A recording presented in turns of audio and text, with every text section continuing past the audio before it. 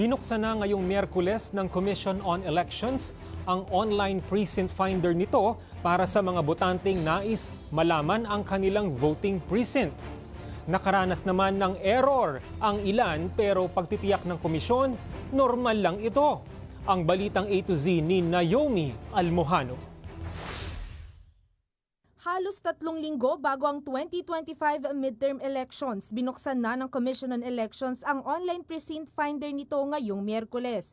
Sa pamamagitan nito, maaari nang i-check ng mga botante ang kanilang polling place at precinct number. Itatype lang ang kanilang buong pangalan, kaarawan at kung saan nakarehistro bilang botante. Makikita rin dito kung active voter ba o hindi. At ito po ginawa natin mas maaga sa halip na 2 linggo bago mag-eleksyon. At ibig sabihin yung mga may access online, pwede nyo pong ma-verify kung saan kayo boboto, anong presinto ang precinct number ninyo at saan located yung mismong presinto po ninyo. Abiso pa ng komisyon, tiyaking tama at buo ang mga impormasyong ilalagay para ma-access agad ang polling information. Sa pagbubukas din ng precinct finder, tiniyak ng komisyon na hindi makokompromiso ang kredibilidad nito at protektado ang privacy ng bawat botante. Kasunod yan ang inaasahan nilang hacking attempts. Noong nakaraang halalan kasi umabot sa higit 35 milyong hacking attempts ang naitala ng komisyon sa kanilang precinct finder. Nag-create kami ng Cybersecurity Division sa Information Technology Department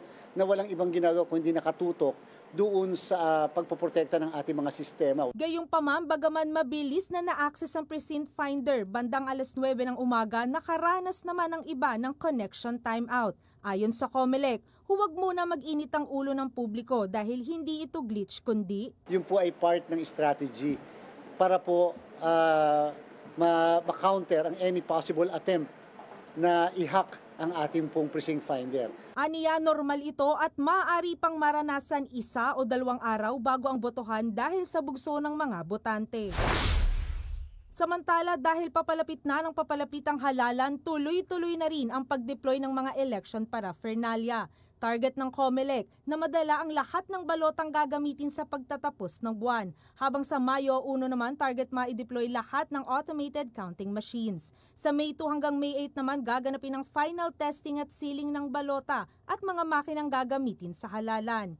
Hinihikayat din ng poll body na bumoto ang mahigit 68 milyong rehistradong botante sa bansa nang tumaas din ang voters turnout ngayong midterm polls. Para sa Balitang A to Z, Naomi Almojano.